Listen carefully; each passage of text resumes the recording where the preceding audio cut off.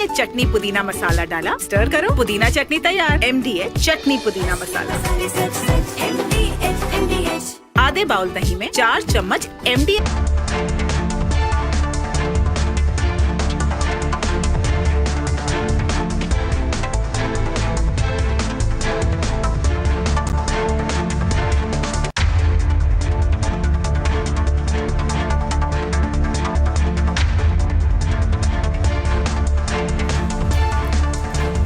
नमस्कार, मैं हूं सैयद सुहेल और आप देख रहे हैं आपका नंबर 1 शो ये भारत की बात है।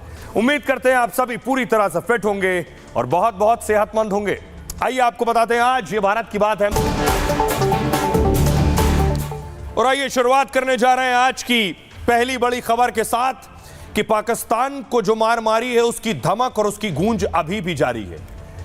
पिक्चर अभी बाकी है। दरअसल बहुत बड़ी बात है कि पाकिस्तान ने ट्रेलर देखा है, पिक्चर बाकी है। पीओके की तस्वीर आप देख रहे हैं। पाक अधिकृत कश्मीर में विरोध प्रदर्शन शुरू हो गया है। कब्जे पे कब्जा, कब्जे पे कब्जा, जुल्म के ज़ाबिते हम नहीं मानते, जुल्म के ज़ाबिते हम नहीं मानते, जुल्म के ज़ाबिते हम नहीं मानते, जी का सौदा कब्जे पे कब्जा, कब्जे पे कब्जा, जुल्म के ज़ाबिते हम नहीं मानते। ये तस्वीर मैं आपको पीओके की दिखा रहा हूं। भारत कह रहा है वो पीओके पर बात करेगा, पीओके भारत का हिस्सा होगा। पीओके में पाक के खिलाफ विरोध हो रहा है, पाकिस्तानी सेना के खिलाफ विरोध हो रहा है, सरकार के खिलाफ विरोध हो रहा है।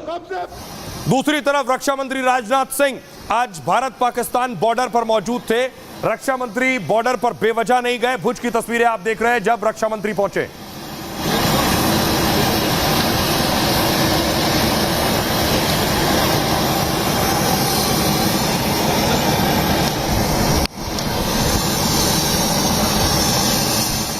तो रक्षा मंत्री इंडो पाक बॉर्डर पर थे, लेकिन यहां दिल्ली में बड़ी बैठक हो रही थी।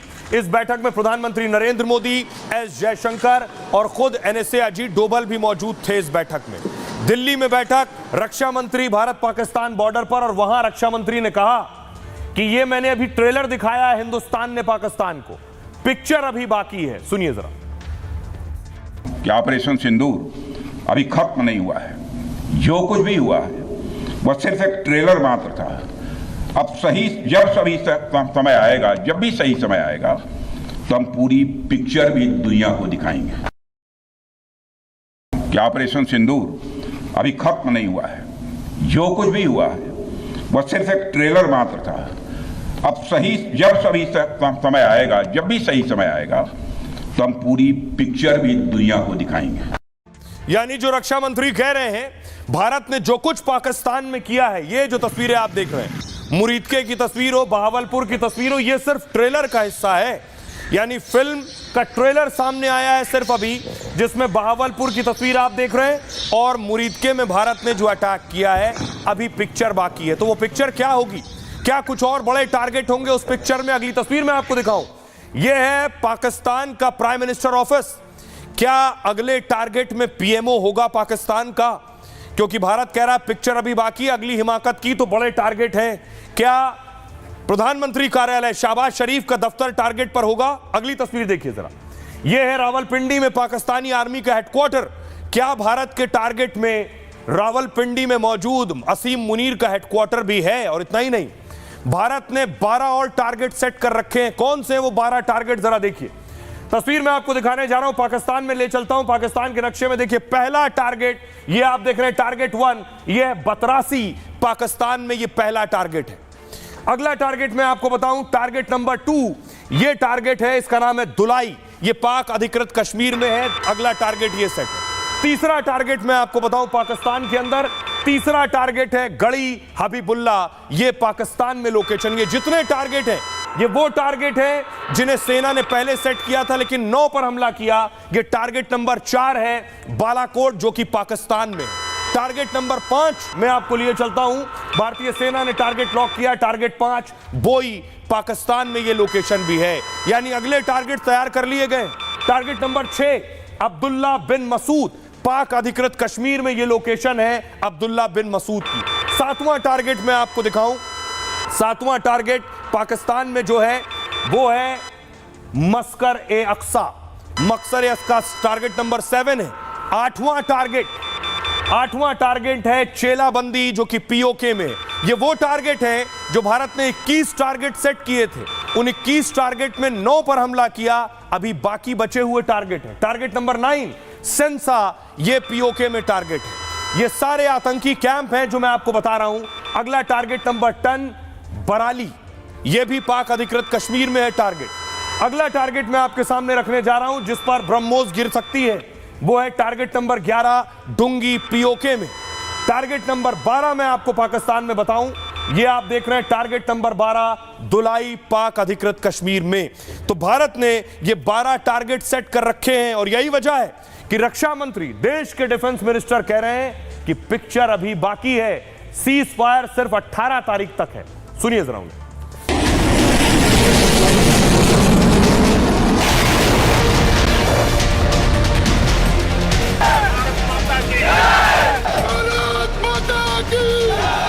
जब भी सही समय आएगा तो हम पूरी पिक्चर भी दुनिया को दिखाएंगे। मिनटों में भारत ने पाकिस्तान के 11 एयरबेस तबाह कर दिए और अब अगला टारगेट भी लॉक कर लिया है। यानी पाकिस्तान के परमाणु अड्डों से लेकर सैन्य और खुफिया ठिकाने भी हिंदुस्तान के रडार पर हैं। भारत जब चाहेगा, जहां चाहेगा, वो पाकिस्तान में घुसकर मार सकता है और पाकिस्तान उसे रोक नहीं सकता। ऑपरेशन सिंदूर में भारत ने अपनी इस ताकत की झलक दिखा दी। भारतीय सेना ने पहले पाकिस्तान की एयर डिफेंस को तबाह किया और फिर ब्रह्मोस मिसाइल दागकर उसके कई ठिकाने तबाह कर दिए। और अब तो दुनिया भी मान रही है कि मोदी का ये एक्शन ट्रेलर भर है, पिक्चर अभी बाकी है। जो कुछ भी हुआ है वह सिर्फ एक ट्रेलर मात्र था। जब भी सही समय आएगा तो हम पूरी पिक्चर भी दुनिया को दिखाएंगे। तो रक्षा मंत्री कह रहे हैं पिक्चर पूरी दुनिया को दिखाएंगे जब भी सही समय आएगा। अब मैं आपको बताऊं कि पाकिस्तान को प्रधानमंत्री नरेंद्र मोदी ने साफ कहा था पहले दिन ही, उधर से गोली आएगी, यहां से गोला जाएगा। तो गोला कहां जाएगा उसके लिए टारगेट्स लॉक हो चुके हैं। ये देखिए जरा, ये मैप आपके सामने जो चल रहा है, ये टारगेट लॉक है। दरअसल ये जो अलग अलग लोकेशन आप देख रहे हैं, यही सारे टारगेट्स की पहचान हो गई। यही टारगेट्स मैंने आपको दिखाए, चाहे अब्दुल्ला बिन मसूद हो, मस्कर अक्सा हो लोकेशन, सेंसा हो। अगली लोकेशन देखिए डुंगी है, डुंगी के बाद दुलाई है, दुलाई के बाद पतरासी है, ये पीओके के टारगेट है। ओघी उसमें शामिल है, ओघी के बाद गड़ी हबीबुल्ला है और बालाकोट है पाकिस्तान में, साथ ही बोई है पीओके में। ये अब्दुल्ला बिन मसूद और मस्कर अक्सा, ये टारगेट्स लॉक है। ऑपरेशन सिंदूर में भारत ने 9 जगहों को निशाना बनाया था। 9 ठिकानों पर करीब 100 आतंकियों को मिट्टी में मिला दिया भारत ने। लेकिन ऑपरेशन सिंदूर का ये ट्रेलर भर था। अभी ऑपरेशन सिंदूर की पूरी फिल्म, पूरी पिक्चर बाकी है। इसमें पाकिस्तान पीओके के 12 जगह निशाने पर है। इन 12 स्थानों पर कई आतंकी कैंप सक्रिय हैं। यहां दहशतगर्दों को तैयार किया जाता है, आतंकियों को इन जगहों पर ट्रेनिंग दी जाती है। कैंपों का आतंकी लॉन्च पैड के रूप में इस्तेमाल होता है और इन ठिकानों में 5 पाकिस्तान में है और 7 पीओके में। इन आतंकी ठिकानों पर भारत निशाना लगा सकता है। भारत के अगले टारगेट को लेकर पाकिस्तान में खलबली मची हुई है। पाकिस्तान को नींद नहीं आ रही है कि अगले टारगेट की तैयारी भारत ने कर रखी है, सिर्फ बटन दबाना बाकी है। सुनिए रक्षा मंत्री क्या कह रहे हैं। कि ऑपरेशन सिंदूर अभी खत्म नहीं हुआ है। जो कुछ भी हुआ है वह सिर्फ एक ट्रेलर मात्र था। अब समय आएगा, जब भी सही समय आएगा तो हम पूरी पिक्चर भी दुनिया को दिखाएंगे। भारत में जब भी कोई उपद्रवी तत्व होता है जिसको लेकर यह आशंका रहती है कि यह भविष्य में कुछ उपद्रव कर सकता है, तो उसको मजिस्ट्रेट एवं पुलिस द्वारा गुड बिहेवियर के प्रोबेशन पर रखा जाता है। कोई गड़बड़ करता है तो उसको कुछ समय के लिए मजिस्ट्रेट गुड बिहेवियर के प्रोबेशन पर रखते हैं। अगर वह व्यक्ति प्रोबेशन के दौरान कोई भी शरारत करता है तो उसे उचित दंड भी दिया जाता है। ठीक उसी तरह वर्तमान सीज फायर में हमने पाकिस्तान को बिहेवियर के आधार पर अभी प्रोबेशन पर रखा हुआ है। यदि उसका बिहेवियर सुधरता है तब तो ठीक, और यदि बिहेवियर में फिर से गड़बड़ी आती है तो उसको कड़े से कड़ा दंड दिया जाएगा। वैसे भी माननीय प्रधानमंत्री ने हाल ही में एक बात बहुत साफ कही है कि आतंक प्रहार अब न्यू नॉर्मल है। यह न्यू इंडिया का न्यू नॉर्मल है। अब मैं आपको बताऊं कि ये टारगेट्स आतंकी कैंप पर हैं, लेकिन 3 और बड़े टारगेट हैं आतंकियों के आका। ये 3 टारगेट देख रहे हैं, भारत के हमले के बाद तीनों गायब हैं, तीनों को खास सिक्योरिटी में रखा गया है। लेकिन अगला टारगेट जो होगा उस टारगेट में ये तीनों ढेर होंगे। ये तीनों कहां रखे गए और किसने रखा है ये मैं आपको बताता हूं। ऑपरेशन सिंदूर में मसूद अजहर को झटका लगा था दरअसल, क्योंकि मसूद अजहर के परिवार के 14 लोग इस ऑपरेशन में मारे गए और अब ऑपरेशन सिंदूर के अगले हिस्से में मसूद अजहर टारगेट पर है। आतंकी मसूद अजहर को भी पाक सेना ने अंडरग्राउंड कर दिया है। आतंकी संगठन जैश ए मोहम्मद का यह मुखिया है और भारत पर कई हमलों में मसूद अजहर मास्टरमाइंड रहा है। टारगेट नंबर 2 मोस्ट वांटेड आतंकी हाफिज सईद भी हमलों के डर से गायब है। भारत के हमलों के बाद हाफिज सईद खामोश है। पाकिस्तानी सेना ने उसे सुरक्षित जगह पर शिफ्ट कर दिया है। भारत ने हाफिज के 3 ठिकानों पर हमला किया था। मुरीद के सवाई नल्ला मरकज अहले हदीस। पाक सेना के स्पेशल सर्विस ग्रुप के कमांडो सुरक्षा में इसके तैनात रहते हैं और मुंबई हाफिज सईद 26/11 मुंबई हमले का मास्टरमाइंड है। Target number 3 underworld don Dawood Ibrahim की भी नींद उड़ी हुई है। भारत के एयर स्ट्राइक से दाऊद इब्राहिम घबराया हुआ है और रिपोर्ट के मुताबिक दाऊद कराची छोड़कर भाग गया है।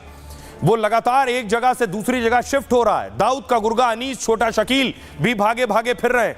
1993 में मुंबई में हुए बम ब्लास्ट का मुख्य आरोपी है दाऊद। पाकिस्तान से पहले दाऊद का ठिकाना दुबई हुआ करता था। 1986 में वो पहली बार भारत छोड़कर दुबई गया था और दाऊद भारत में करीब 32 साल से भगोड़ा है। तो ये अगले टारगेट है। हमने लोगों से पूछा, अभी जंग रुक गई है लेकिन भारत ने अगले टारगेट भी लॉक कर लिए हैं। खुद रक्षा मंत्री कह रहे हैं पिक्चर अभी बाकी है। तो सुनिए लोग क्या कह रहे हैं।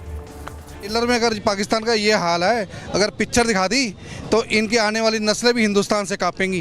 कभी आग उठा के सपने में भी नहीं सोच सकेंगी कि हिंदुस्तान से पंगा लेना है। भारत माता की जय।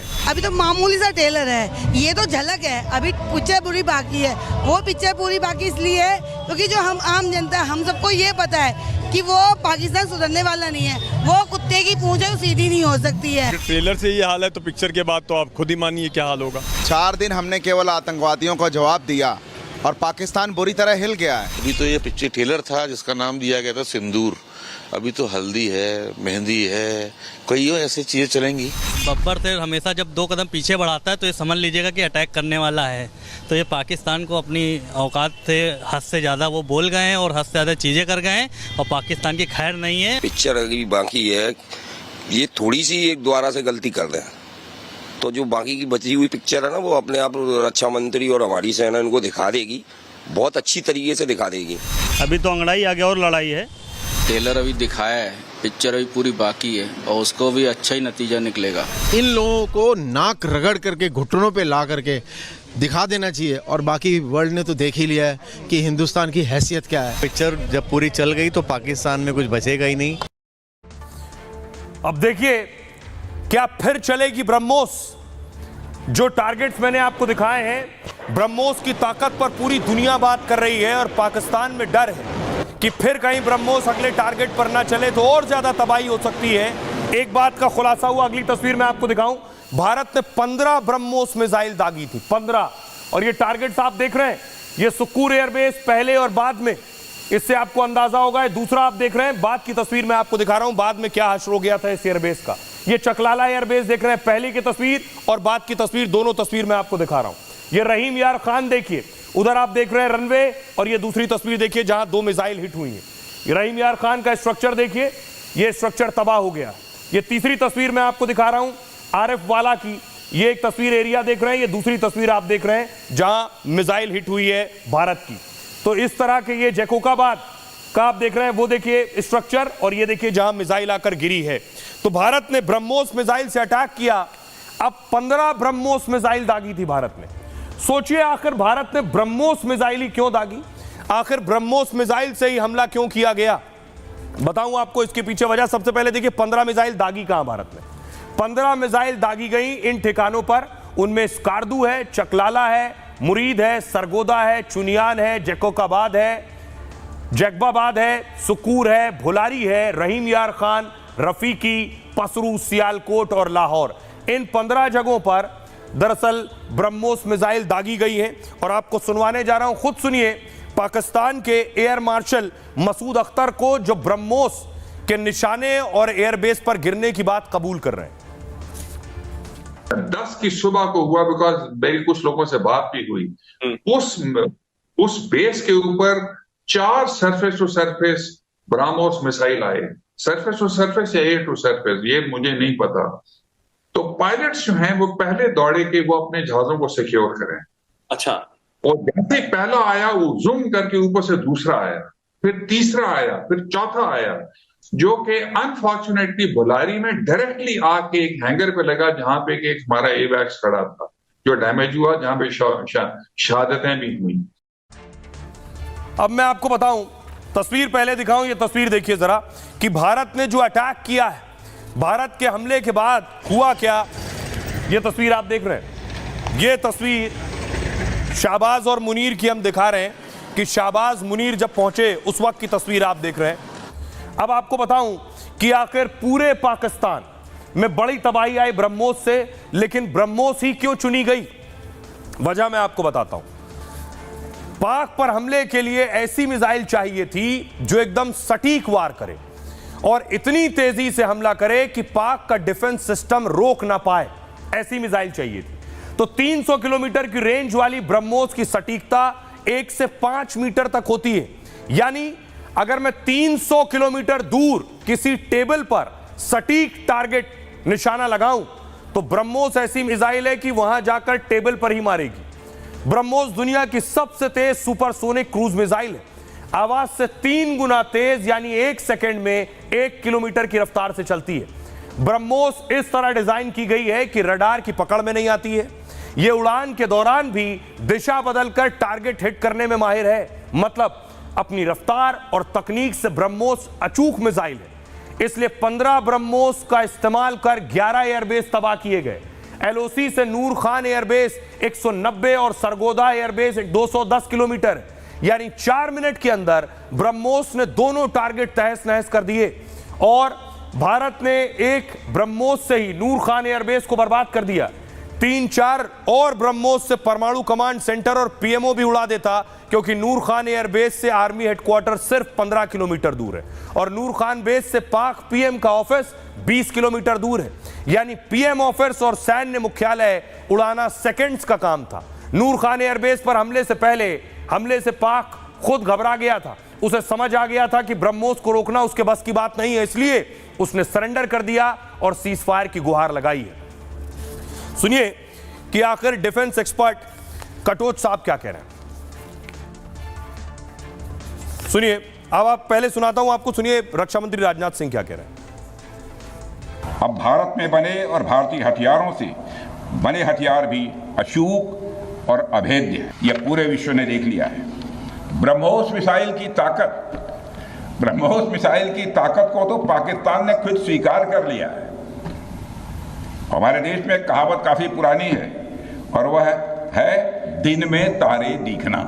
मगर भारत में बनी ब्रह्मोस मिसाइल ने पाकिस्तान को रात के अंधेरे में दिन का उजाला दिखा दिया है। रात के अंधेरे में दिन का उजाला दिखा दिया है। ब्रह्मोस मिसाइल क्या होती है, अभी आपने ऑपरेशन सिंदूर के अंदर इस मिसाइल के पराक्रम की एक झलक देखी होगी, और नहीं देखी होगी तो कम से कम पाकिस्तान वालों से पूछ लेना चाहिए कि ब्रह्मोस मिसाइल की ताकत क्या है। तो योगी आदित्यनाथ को आपने सुन लिया। अब मैं आपको बताऊं कि पाकिस्तान क्या कर रहा है, कि पाकिस्तान के जो एयरबेस है, अगर पाकिस्तान नहीं सुधरा, हमने आपको बता दिया कि पाकिस्तान के जो आतंकी ठिकाने वो हमारे टारगेट पर होंगे। नहीं सुधरा तो पाकिस्तान के बेसेस हमारे टारगेट पर होंगे। कौन कौन से एयरबेस हैं आइए मैं आपको बताऊं। पाकिस्तान के एयरबेस भी लगभग 11 एयरबेस पर भारत ने टारगेट किया था, लेकिन कुछ और एयरबेस हैं, उसमें से है शोरको एयरबेस। ये टारगेट 1 हो सकता है। दूसरा टारगेट कौन सा है? पाकिस्तान का दूसरा एयरबेस है मुल्तान एयरबेस, ये दूसरा टारगेट हो सकता है। तीसरा मैं आपको बताऊं, टारगेट नंबर 3, तीसरा टारगेट हो सकता है फैसलाबाद एयरबेस। तो भारत ने आतंकी अड्डे भी टारगेट पर रखे हैं, पाकिस्तानी एयरबेस भी टारगेट पर रखे हैं, यानी निशाने पर पाकिस्तान की सेना और उनकी एयरफोर्स है भारत के। इसलिए पाकिस्तान को दोबारा हिमाकत करने से पहले 1000 बार यह सोच लेना चाहिए कि अब अगर कुछ हुआ तो पूरा पाकिस्तान सिर्फ एक क्लिक पर है। यह है मिन्हास एयरबेस और शोरको एयरबेस पाकिस्तान के दूसरे target, Risalpur airbase, Peshawar airbase, Multan airbase और फैसल एयरबेस कराची में, फैसलाबाद एयरबेस, मीरपुर खास एयरबेस और नवाब शाह एयरबेस। पाकिस्तान में करीब 40 एयरबेस हैं, इसमें 30 एयरबेस सबसे ज्यादा अहम है। यहां परमाणु हथियार से लैस विमान तैनात हो सकते हैं। इन एयरबेस पर निशाने से पाकिस्तान को झटका लगेगा, पाकिस्तान का एयर डिफेंस पूरी तरह तबाह हो जाएगा, साथ ही पाक का परमाणु वॉर सिस्टम भी बर्बाद हो जाएगा। यह है भारत की तैयारी। अब आपको सुनवाता हूं डिफेंस एक्सपर्ट ध्रुव कटोच साहब क्या कह रहे हैं।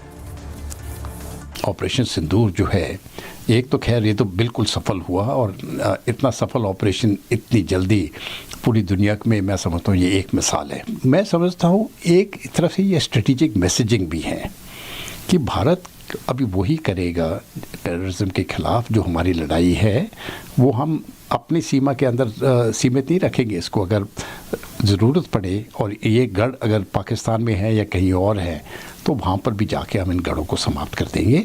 और ये स्ट्रेटेजिक मैसेजिंग जो है, ये मैं समझता हूँ ये बहुत ज़रूरी थी। कई दुनिया के लोग चाहेंगे कि पाकिस्तान के न्यूक्लियर हथियार IAEA के इंटरनेशनल एटॉमिक एनर्जी कमीशन के कंट्रोल के अंदर आ जाए। इसके ऊपर मैं समझता हूँ बोलना और कम से कम ये बात करना भी बहुत ज़रूरी है, ताकि जब भी समय आए हो सकता है पूरी वर्ल्ड ओपिनियन इस तरह से जुड़ जाए कि पाकिस्तान को वो हथियार ख़त्म करना पड़े। तो भारत ने पाकिस्तान को घर में घुसकर मारा, लेकिन सोचिए पाकिस्तान कुछ कर नहीं पाया। क्यों? यह तस्वीर आप देख रहे हैं, भारत ने ये वाले फाइटर भेजे थे। आपको याद होगा पाकिस्तान कह रहा था हमने भारत के फाइटर गिरा दिए, 1 2 नहीं 5 और 6 गिराए थे यही वाले। ये खिलौना फाइटर भारत ने भेजे थे उन्हें कंफ्यूज करने के लिए। ये देख रहे हैं, इन्हें कहते हैं, ये बंशी जेट ड्रोन है। जरा इसकी तस्वीर देखिए, देखने में बिल्कुल फाइटर जैसा लगता है, देख रहे हैं आप, ये है फाइटर ड्रोन। भारत ने ऐसे फाइटर ड्रोन भेजे थे, पाकिस्तान को लगा उन्होंने फाइटर गिरा दिए, जबकि ये ड्रोन था। पाकिस्तान बार बार कह रहा था उनको रफाल गिरा दिए, उन्होंने खिलौने गिराए थे दरअसल। अगली तस्वीर देखिए, ये दूसरा लक्ष्य ड्रोन है, ये भी फाइटर की तरह दिखता है। भारत ने ये भेजे जिससे कंफ्यूज हो जाए पाकिस्तान।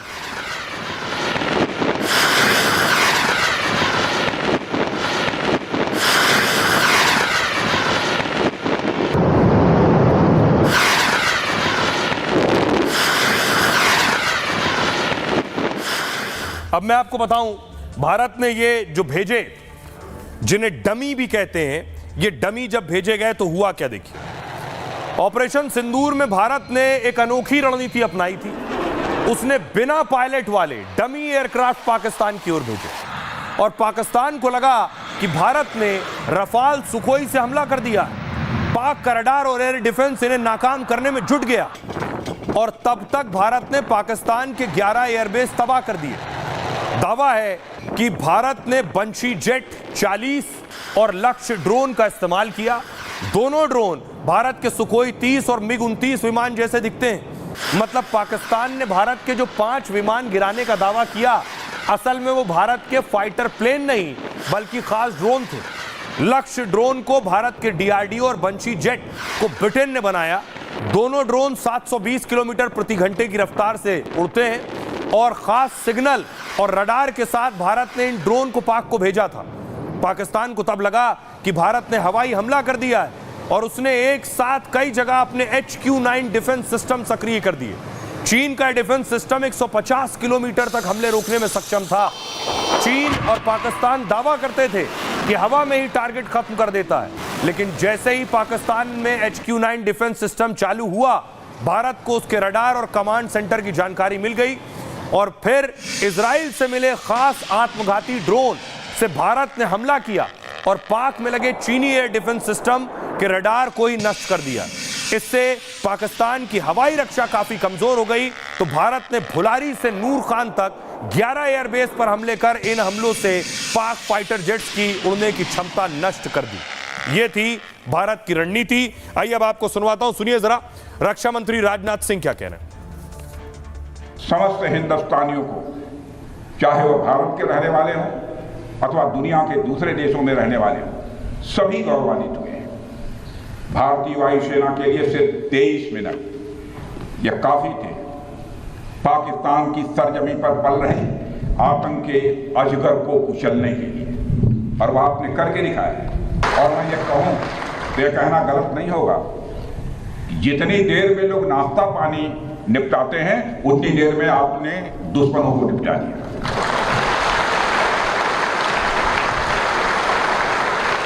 आपने दुश्मनों की जमीन पर जाकर आपने मिसाइलें गिराई है। उसकी गूंज केवल भारत की सीमाओं तक ही सीमित नहीं रही है, बल्कि सारी दुनिया ने सुना है। मेरे दोस्तों, आपने सुन लिया रक्षा मंत्री राजनाथ सिंह को। अब आपको बताऊं मैं कि आखिर चीनी जो हथियार थे ये फेल कैसे हो गए। ये चीन देखिए ड्रिल कर रहा है, दुनिया को दिखा रहा है उसके पास बड़े बड़े हथियार हैं।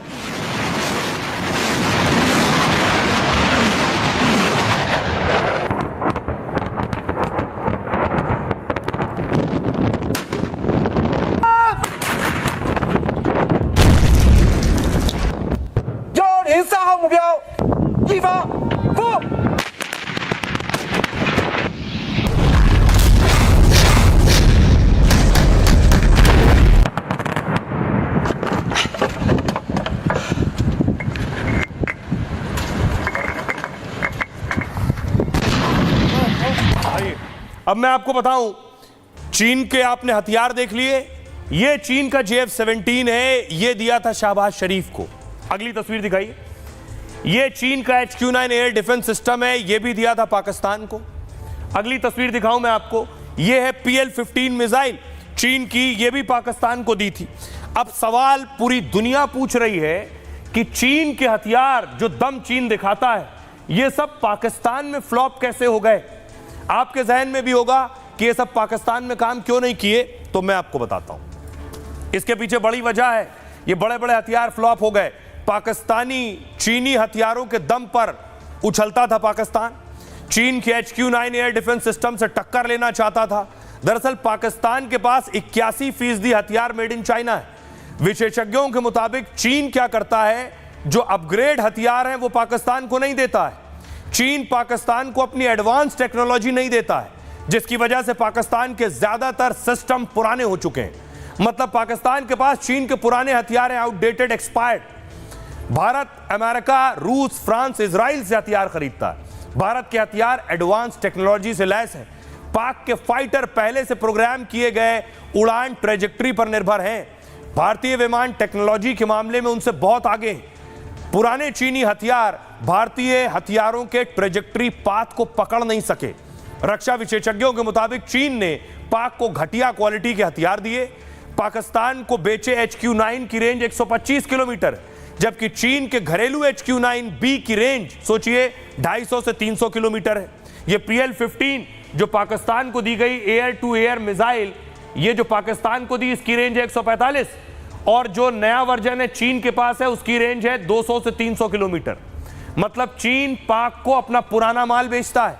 दावा यह भी है कि पाक के पास इन हथियारों के चलाने के विशेषज्ञ तक नहीं है। भारत के हमले के दौरान तुर्की के 2 ड्रोन ऑपरेटर पाक में मौजूद थे और वही ड्रोन भेज रहे थे। हथियार खरीदने के बाद भी पाक ने इसे चलाना नहीं सीखा था। यह है पाक की असलियत। अब सुनिए क्या कह रहे हैं धीरेन्द्र शास्त्री और माधवीलता। अब वह भारत वो पुराना भारत नहीं है कि तुम घर में आकर के धमाके करो। अब ये भारत है कि अगर तुम चांटा मारोगे तो तुमको जो है डबल चांटे नहीं सीधा राम नाम सत्य की व्यवस्था करके ऊपर भेजा जाएगा। आप परमाणु से धमकी दे करके किसी को डरा नहीं सकते हैं, क्योंकि अगर आप छेड़ेंगे तो आपको छोड़ा नहीं जाएगा, ये तो तय है। क्योंकि केवल आप संपन्न नहीं है परमाणु संपन्न, अन्य एक देश इस दुनिया में परमाणु संपन्न है। तो आप अगर छेड़ेंगे तो निश्चित रूप से आपका भी विनाश होगा। अगर आप धमकियां देंगे तो धमकियां, ये देखो खिसियानी बिल्ली खंबा नोचे जैसा हाल है। पाकिस्तान एक बिगड़ेल औलाद है, इसका हो चुका है दिमाग खराब।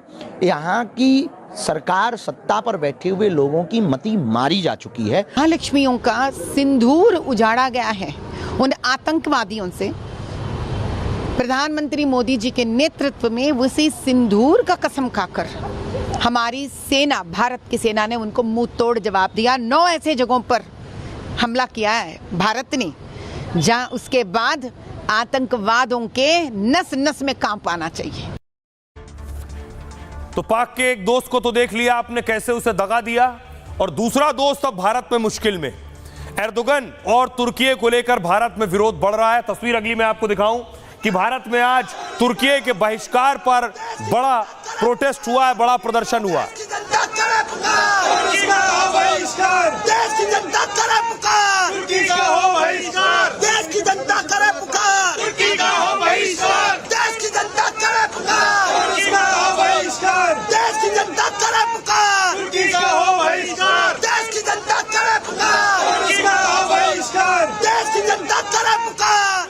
और लोगों में तुर्की को लेकर इस कदर गुस्सा है कि यकीन मानिए मेरठ में एक एक्सपर्ट तुर्की का था, लोग उसका विरोध करने लगे। ये आप देख रहे हैं, यहां तुर्की के एक्सपर्ट पहुंचे थे, लोग मेरठ में उसके बाहर विरोध करने लगे।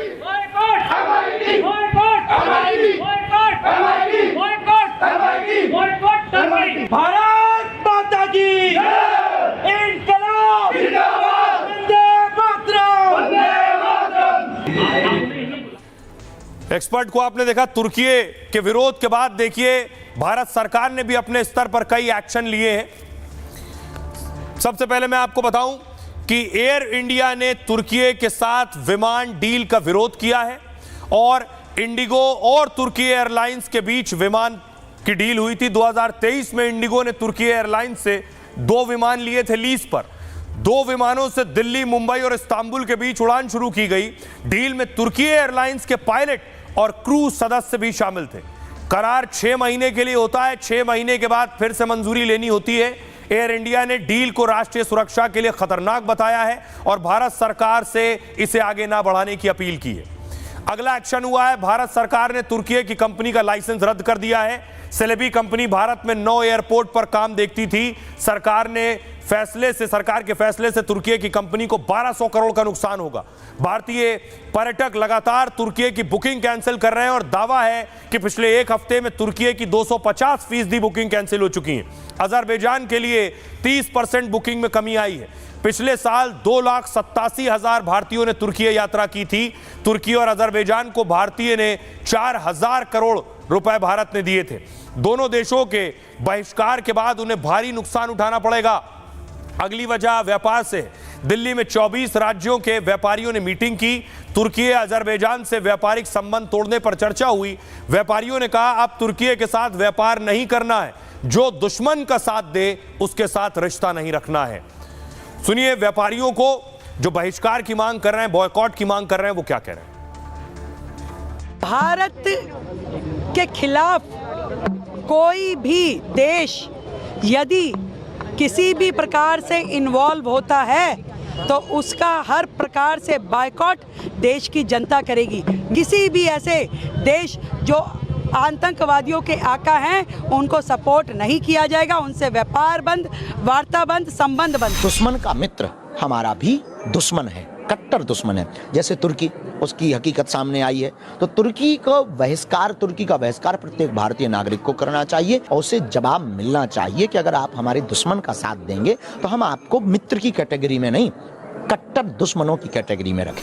जो देश भारत के साथ में नहीं खड़ा, जो पाकिस्तान के साथ में खड़ा है, उसके साथ भारत के व्यापारी कोई कारोबार नहीं करेंगे, और न केवल कारोबार बल्कि उस देश की यात्राएं भी हम स्थगित कर रहे हैं। जो भारत का नहीं वो भारत के व्यापारियों का नहीं। जो बॉयकॉट का कॉल दिया गया है वो भारत के उन वीर सपूतों के समर्थन में है, उन वीर नारियों के समर्थन में है जो देश की सरहद को सुरक्षित रखते हैं। वो हम खुद से भी अपनी तरफ से कह रहे हैं कि सर अब टर्की और अजरबैजान को बाइकआउट करिए। हम अपने पास से भी अब कोई क्वेरीज भी अगर आती हैं हम मना कर देते हैं कि सर टर्की मत जाइए, क्योंकि टर्की ने पाकिस्तान का साथ दिया, इट मीन्स वो हमारे साथ नहीं है और हम उनका टूरिज्म में बहिष्कार करते हैं। जो टर्की है जिसने पाकिस्तान जैसे आतंकवादी देश का समर्थन करा है और हिंदुस्तान को के ऊपर हमला करने के लिए ड्रोन दिए हैं, आज पूरा हिंदुस्तान सड़कों पर उतर के टर्की का विरोध करता है। मोदी जी ने मिशन 2 चलाकर उसकी मदद करी थी पर वो गद्दार निकला, उसका बहिष्कार करते हैं। टर्की का अपने बरसों का बहिष्कार करे और इस टर्की को बताए कि ये भारत से किस प्रकार लड़ाई लड़ा। तो तुर्की ने पाकिस्तान को हथियार दिए। अब तुर्की देखिए हथियार किससे खरीद रहा है। तुर्की हथियार खरीद रहे हैं ट्रंप से, यानी एर्दोगन अमेरिका से हथियार खरीदेंगे। कौन सा हथियार ले रहे हैं? एक मिसाइल खरीद रहे हैं। अगली तस्वीर देखिए, ये है वो मिसाइल। इस मिसाइल का नाम है अमराम। ये मिसाइल फाइटर में लगाई जाती है। जो लड़ाकू विमान होते हैं वो उनके नीचे, उनके विंग्स के नीचे ये मिसाइल्स फिट की जाती हैं। आइए इन मिसाइल के बारे में आपको बताऊं, ये क्यों खरीद रहे हैं, कैसी मिसाइल है ये, और इस मिसाइल से क्या भारत को चिंता करने की जरूरत है। ये आप देख रहे हैं, ये है फाइटर, और फाइटर में ये जो नीचे आप देख रहे हैं, ये जो लगी हुई है, ये है अमराम मिसाइल। फाइटर में ही नीचे इसे फिट कर दिया जाता है और उसके बाद जब ये फाइटर उड़ेगा तो ये मिसाइल हिट करेगी लोकेशन पर, टारगेट पर। अमेरिका और तुर्की के बीच हथियारों की डील हो रही है। अमेरिका ने $225 मिलियन की डील को मंजूरी दी। अमेरिका ने अमराम मिसाइल की बिक्री को मंजूरी दी। यह मध्यम दूरी की हवा से हवा में मार करने वाली मिसाइल है। Advance air to air missile प्रणालियों में से एक है। सभी मौसम और रात में भी हमला करने में सक्षम है। ये एक बार फायर करने के बाद टारगेट का पीछा करके उसे ध्वस्त कर देती है। इसकी रफ्तार 4900 किलोमीटर प्रति घंटा है। 180 किलोमीटर तक टारगेट पर हमला करने में सक्षम है। F-16, F-18, F-35 जैसे लड़ाकू विमानों से इस मिसाइल को फिट करके हमला किया जा सकता है। अमेरिका तुर्की को कुल 53 ऐसी मिसाइलें देगा। तुर्की की यह डील भारत की चिंता बढ़ा सकती है। 2019 में बालाकोट में भारत की एयर स्ट्राइक के बाद पाकिस्तान ने F-16 विमानों से अमराम मिसाइल दागी थी और दावा है तब भारत ने अमेरिका को इसके सबूत भी दिए थे। ऑपरेशन सिंदूर के बाद तुर्की लगातार पाकिस्तान के साथ खड़ा है। तुर्की ने पाकिस्तान को अटैक के लिए ड्रोन दिए हैं। आशंका है पाकिस्तान तुर्की के जरिए इन मिसाइलों को भी हासिल कर सकता है। आइए अब आपको सुनवाता हूं।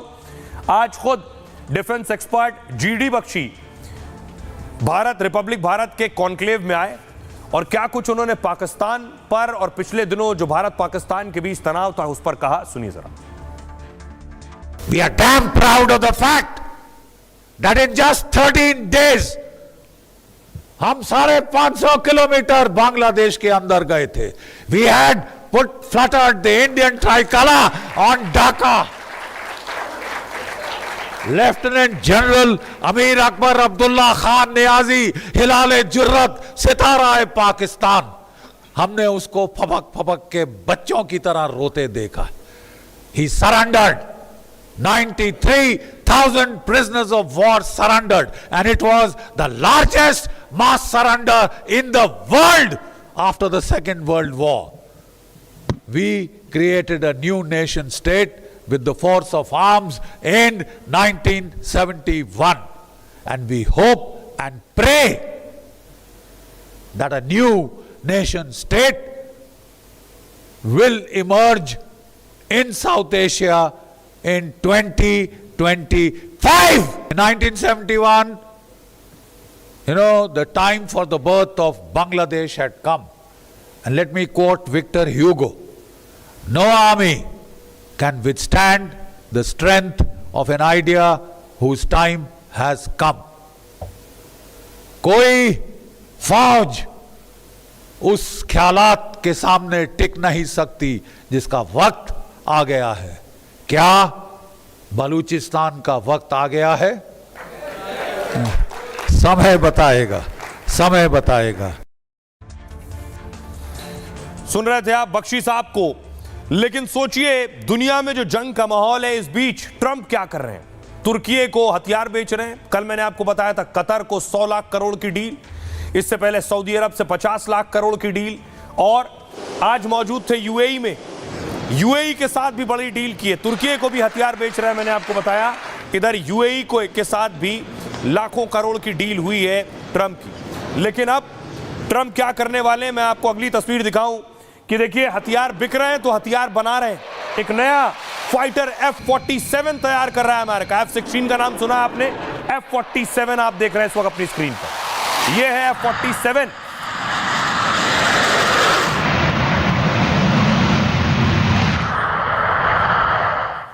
तो दुनिया में अमेरिका अपने हथियार बेचना चाहता है, यह साफ है। अमेरिका उसी मूड से आगे बढ़ रहा है कि मुझे हर जगह केवल हथियार बेचना है, क्योंकि यह बहुत बड़ा मार्केट है और बहुत महंगा मार्केट भी है। यह आप देख रहे हैं, यह है F-47।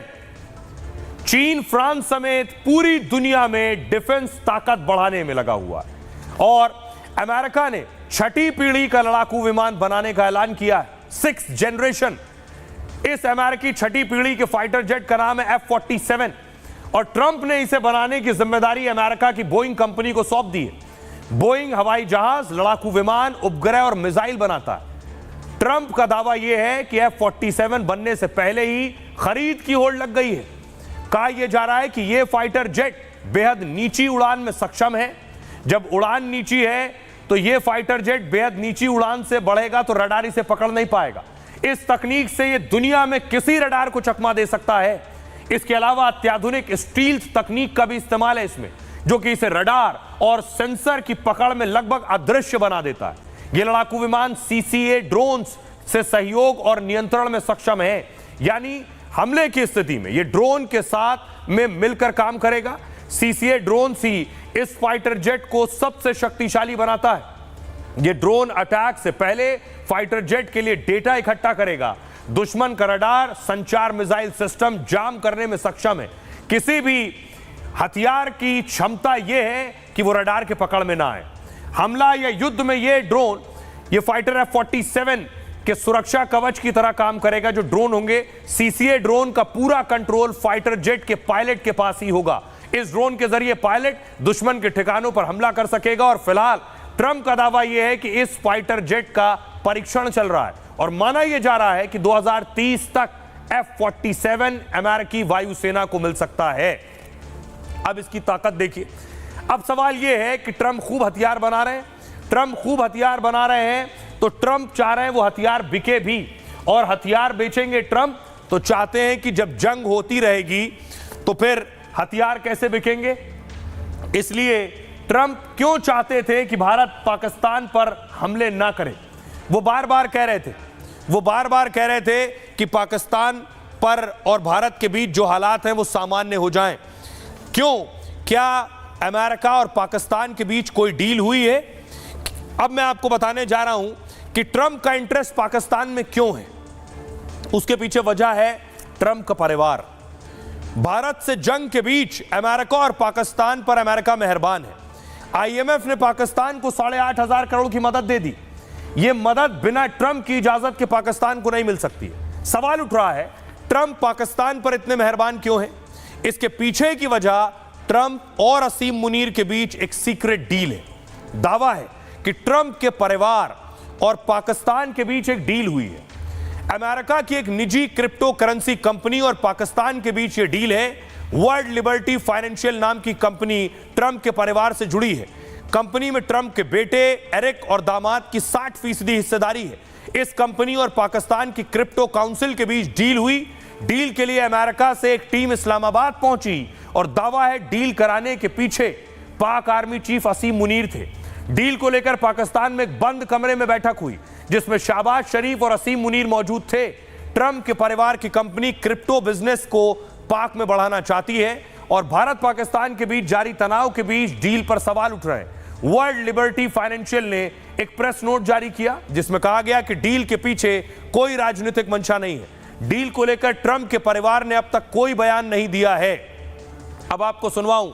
डोनाल्ड ट्रंप ने कल बताया कि उन्होंने भारत और पाकिस्तान के बीच कोई मध्यस्थता नहीं की है, यह बताया, और वो बहुत उत्साहित दिख रहे थे और उत्सुक दिख रहे थे भारत पाकिस्तान के बीच किसी तरह से जो जंग के हालात बने वो रुक जाए। उसके पीछे वजह ये डील थी क्या? सुनिए। I don't want to say I did, but I मैं यह नहीं कहता कि ये मैंने किया है, लेकिन पिछले हफ्ते भारत पाकिस्तान के बीच सीज फायर हो गया। दोनों देशों के बीच स्थिति गंभीर होती जा रही थी। मिसाइल से हमले हो रहे थे, लेकिन अब स्थिति सही हो गई है। हमने उनसे व्यापार की बात की। मैंने कहा आओ व्यापार करते हैं। इससे भारत और पाकिस्तान दोनों ही खुश हैं। वैसे ये दोनों देश 1000 साल से लड़ रहे हैं। और इस बीच देखिए बड़ी खबर आ रही है, अमेरिका के विदेश विभाग का बयान सामने आया है। उन्होंने कहा है हम चाहते हैं भारत पाकिस्तान सीधे बातचीत करे, सीधी बातचीत को प्रोत्साहित करना चाहते हैं और आशा करते हैं कि युद्ध विराम कायम रहेगा। अमेरिका के विदेश विभाग का यह बयान सामने आया है। अब आपको बताऊं कि आखिर पाकिस्तान तो हार गया, अब हारने के बाद भारत की नकल कर रहा है। कैसे नकल? देखिए, प्रधानमंत्री नरेंद्र मोदी भारतीय सेना के बीच थे। ये तस्वीरें देखी गई पाकिस्तान में। अगले दिन शाहबाज पहुंच गए, तोप पर खड़े हो गए जाकर। अगली तस्वीर देखिए जरा, कैसे भारत की नकल हो रही। भारत ने चलाया ऑपरेशन सिंदूर, पाकिस्तान में बड़े बड़े ठिकाने तबाह कर दिए, तो खुद भी पाकिस्तान ने ऑपरेशन बुनियान अल मरसोस चलाया। अगली तस्वीर में आपको दिखाऊं, प्रधानमंत्री नरेंद्र मोदी के पीछे आप देख रहे हैं S-400 नजर आ रहा है। प्रधानमंत्री जब इंडो पाक बॉर्डर पर थे, आदमपुर एयरबेस पर, अब शाहबाज के पास तो कुछ है नहीं पीछा खड़ा करने को, भारतीय सेना ने तबाह कर दिया। तो देखिए शाहबाज खड़े हैं, पीछे पोस्टर लगाया हुआ है। सोचिए टैंक पर खड़े हैं, पीछे पोस्टर का कोई मतलब नहीं है और वहां पीछे पोस्टर लगाया हुआ है। इतना ही नहीं, अगली तस्वीर देखिए जरा, पाकिस्तान के जो डिप्टी पीएम है इशाक डार, उन्होंने क्या किया, ये किसी ने अखबार, जो अखबार है द डेली टेलीग्राफ, उसकी आर्टिफिशियल इंटेलिजेंस से AI से एक खबर बनाई और फर्जी खबर थी जिसमें लिखा हुआ था पाकिस्तानी जो एयरफोर्स है वो दरअसल आकाश का सिकंदर है। और उन्होंने ये फर्जी पढ़ा अखबार, AI उनके मोबाइल पर आया होगा। पूरा पाकिस्तानी जो नेता मंत्री हैं ये सब सोशल मीडिया पर ही खबरों को सच मानते हैं और उसी को कोट करते हैं। तो पाक PM से लेकर रक्षा मंत्री और विदेश मंत्री प्रोपेगेंडा फैला रहे हैं। पाक नेताओं में जीत के झूठे दावे पेश करने का कंपटीशन चल रहा है इस वक्त। और इसी कड़ी में इस बार पाकिस्तानी संसद में डिप्टी PM ने झूठ बोला। उन्होंने विदेशी अखबार के हवाले से पाक एयरफोर्स की तारीफ की। कहा टेलीग्राफ में लिखा है कि पाकिस्तानी एयरफोर्स आसमान का बेताज बादशाह है। टेलीग्राफ ब्रिटेन का अखबार है जो कि दुनिया का जाना माना नाम है। हालांकि इशाक डार की पोल पाकिस्तानी अखबार द डॉन ने ही खोल दी। द डॉन ने अपने फैक्ट चेक में उनके दावे को सरासर झूठा बता दिया। सोशल मीडिया पर टेलीग्राफ की एक फेक आर्टिफिशियल इंटेलिजेंस तस्वीर वायरल हो रही है, यही वो तस्वीर है। और इसी तस्वीर में पाकिस्तानी वायुसेना की जमकर तारीफ की गई। फर्जी पोस्ट के लिए टेलीग्राफ की डिजाइन और शैली का इस्तेमाल हुआ और डार ने इसी फर्जी खबर से बताया कि दुनिया ने पाक का लोहा माना है। हालांकि अब बेनकाब होने के बाद वो पूरी तरह से चुप्पी साधे हुए हैं। ये अकेले इशाक डार नहीं, आपको याद होगा खुद रक्षा मंत्री ख्वाजा आसिफ एक पत्रकार से कह चुके हैं कि भारत के रफाल गिरा दिए। पत्रकार ने पूछा आपने कहां देखा, उन्होंने कहा सोशल मीडिया में देखा। सुनिए जरा इशाक डार को, उनका झूठ बेनकाब हुआ। 6 जेट फाइटर्स इंडिया के गिराए गए, एक UAV गिराया गया, वो उनको ऑब्वियसली हजम नहीं हुआ। उसके बाद डिप्लोमेटिक, ये मैं नहीं कह रहा, ये टेलीग्राफ क्या लिखता है, Pakistan air force is undisputed king of the skies. अल्हम्दुलिल्लाह। तो इशाक डार को आप सुन रहे थे। अब मैं आपको बताऊं दूसरी तरफ शहबाज शरीफ का हाल क्या है। शहबाज शरीफ ने देख लिया है, अब मार खा चुके हैं, अब बचा बातचीत, तो बातचीत का रास्ता खोला जाए। तो अब पाकिस्तान ये चाह रहा है कि भारत से बातचीत हो। शहबाज शरीफ ने कहा वो भारत से बातचीत करने के लिए तैयार है, लेकिन भारत भी जवाब दे चुका है। ऑपरेशन सिंदूर के बाद पाकिस्तान बैकफुट पर है और पाकिस्तानी PM शहबाज शरीफ अब शांति की बात कर रहे हैं। शहबाज ने भारत से बातचीत की पेशकश की है। पाकिस्तान ने कहा है भारत से बातचीत करें, लेकिन शहबाज ने फिर कश्मीर राग भी अलापा है। बातचीत के लिए कश्मीर मुद्दे पर चर्चा की शर्त रख दी है। इससे पहले सिंधु जल समझौते पर भी पाक ने अपील की थी, जल शक्ति मंत्रालय को पत्र लिखकर दोबारा विचार की अपील की गई, लेकिन भारत इस शर्त को कभी मंजूर नहीं करेगा। कश्मीर को लेकर भारत का स्टैंड हमेशा से साफ है। जम्मू कश्मीर और लद्दाख भारत के अभिन्न अंग थे और रहेंगे। पीएम मोदी ने ऑपरेशन सिंदूर के बाद साफ कहा था, पानी और खून एक साथ नहीं बह सकता है। भारत ने पाकिस्तान के खिलाफ मिलिट्री एक्शन केवल स्थगित किया है। पाकिस्तान का रवैया देखकर आगे का एक्शन तय करेंगे। हम पाकिस्तान से आतंकवाद और पीओके पर ही बात करेंगे, बाकी किसी भी मसले पर कोई बात नहीं होगी। सुनिए शहबाज शरीफ को और पीएम मोदी को। जंगी जुनून का बुखार उतर चुका, खत्म हो गया। अब अमन की बात करो तो उसके लिए हम तैयार हैं, और इस अमन के लिए जो लाजमी शराइत हैं वो तुम्हें अच्छी तरह पता है। पाकिस्तानी फौज, पाकिस्तान की सरकार जिस तरह आतंकवाद को खाद पानी दे रहे हैं, वो एक दिन पाकिस्तान को ही समाप्त कर देगा। पाकिस्तान को अगर बचना है तो उसे अपने टेरर इंफ्रास्ट्रक्चर का सफाया करना ही होगा। इसके अलावा शांति का कोई रास्ता नहीं है। भारत का मत एकदम स्पष्ट है। टेरर और टॉक एक साथ नहीं हो सकते। टेरर और ट्रेड एक साथ नहीं चल सकते। पानी और खून भी एक साथ नहीं बह सकता। अगर पाकिस्तान से बात होगी तो टेररिज्म पर ही होगी। अगर पाकिस्तान से बात होगी तो पाक ऑक्युपाइड कश्मीर पीओके उस पर ही होगी। तो प्रधानमंत्री मोदी कह रहे हैं पीओके पर ही बात होगी। पीओके से आज तस्वीर आई कि पीओके में पाकिस्तान का विरोध हो रहा है। लोग सड़कों पर निकले। कब्जे पे कब्जा, कब्जे पे कब्जा, जुल्म के ज़ाबिते हम नहीं मानते, जुल्म के ज़ाबिते हम नहीं मानते, जुल्म के ज़ाबिते। अब पाकिस्तान को लग रहा है कि पीओके हाथ से ना निकल जाए, तो देखिए पाकिस्तान ने क्या चाल चली है। पाकिस्तान कह रहा है पीओके के मसले पर सिर्फ भारत पाकिस्तान पार्टी नहीं है, चीन भी पार्टी है। पाकिस्तान ने बीच में चीन को कैसे घसीटा और क्यों लाया है ये आपको बताऊं, और ये पाकिस्तान की साजिश का हिस्सा है। कश्मीर विवाद में पाक पर दबाव बढ़ा तो उसने नया पैंतरा चला है, और पहली बार उसने कश्मीर विवाद में पाकिस्तान ने चीन की एंट्री करा दी है। पाकिस्तान के बड़े सैन्य अधिकारी ने चौंकाने वाला बयान दिया। मुनीर और शाहबाज के करीबी अहमद चौधरी ने पाक का सहारा लिया। कहा कि कश्मीर विवाद में सिर्फ भारत पाक ही नहीं बल्कि चीन भी एक पक्ष है। पाकिस्तान के इस चीन वाले दावे के पीछे बड़ी वजह है। पहली वजह है पाकिस्तान के ऊपर उसके पड़ोसी मुल्क चीन का बड़ा एहसान है। भारत से तनाव और जंग के हालात में चीन ने पाक का साथ दिया। पाकिस्तान ने पिछले 5 साल में दुनिया से जितने भी हथियार खरीदे हैं 81% चीनी है और काफी हथियार उधार पर है। पाकिस्तान में फिलहाल चीन का ही डिफेंस सिस्टम लगा हुआ है और वफादारी दिखाने के लिए पीओके में चीन को हिस्सेदार बता रहा है।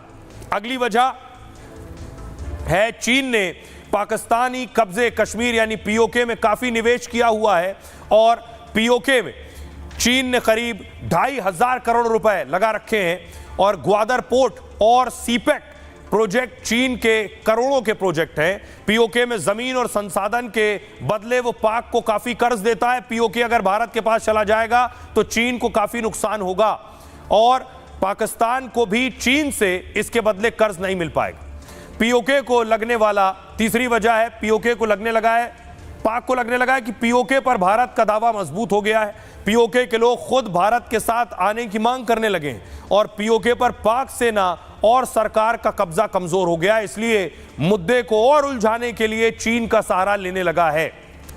आइए आपको सुनवाता हूं, सुनिए जरा क्या कुछ कह रहे हैं धीरेन्द्र शास्त्री पीओके पर और विदेश मंत्री एस जयशंकर। ये बढ़ता हुआ भारत है, ये उन्नत भारत है, ये 2025 का भारत है, ये अग्रणी भारत है।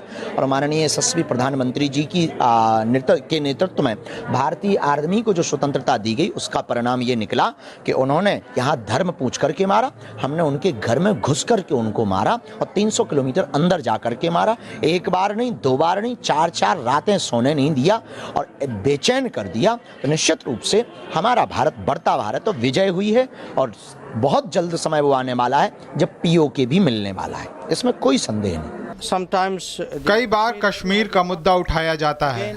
मैं कहना चाहता हूं, कश्मीर पर केवल हम पीओके पर बात करेंगे, जिस पर पाकिस्तान ने अवैध रूप से कब्जा कर रखा है। हम पीओके पर पाकिस्तान से चर्चा के लिए तैयार हैं। और अब बात आज के सूत्र की। निराशा संभव को असंभव बना देती है, यानी उम्मीद छोड़ने से कभी कामयाबी नहीं मिलती। जिंदगी का यह अहम सूत्र दिया था मुंशी प्रेमचंद ने। प्रेमचंद जी का असली नाम धनपत राय था। उनका जन्म 1880 में वाराणसी में हुआ। बचपन से पढ़ने लिखने में उनकी बड़ी लगन थी। देश उस वक्त आजादी की लड़ाई लड़ रहा था। तब प्रेमचंद जी कलम से समाज सुधार और बुराई दूर करने में लगे थे। हताशा से घिरे लोगों के लिए उन्होंने कहानी और उपन्यास के जरिए प्रेरणा और सीख दी। प्रेमचंद जी की एक कहानी ईदगाह काफी मशहूर है। हामिद नाम का एक लड़का अपनी दादी के साथ रहता था। उसके माता पिता की मौत हो चुकी थी। एक बार ईद के दिन मेला था। उसके सभी दोस्त बहुत से पैसे लेकर मेला देखने जाते हैं, खूब खिलौने और खाने पीने की चीजें खरीदते हैं, लेकिन हामिद के पास केवल 3 पैसे होते हैं। पहले वो सोचता है कि इन 3 पैसों से क्या आएगा। फिर वो अपनी दादी के लिए चिमटा खरीद लेता है। जो हामिद थोड़ी देर पहले निराश था, वो अब उत्साह और खुशी से भर जाता है। उसे लगता है कि 3 पैसे में सबसे कीमती चीज उसने खरीद ली। घर आने पर हामिद चिमटा देता है तो दादी बहुत खुश होती हैं और उनकी आंखों में आंसू आ जाते हैं। प्रेमचंद जी ने इस कहानी के जरिए सीख दी, आशा उत्साह की जननी है, मतलब मुसीबत में भी उम्मीद नहीं छोड़नी चाहिए। बहरहाल ये भारत की बात है में इतना ही। आप अपना और अपनों का बहुत बहुत ख्याल रखिए। रुक रहे हैं एक छोटे से ब्रेक के लिए।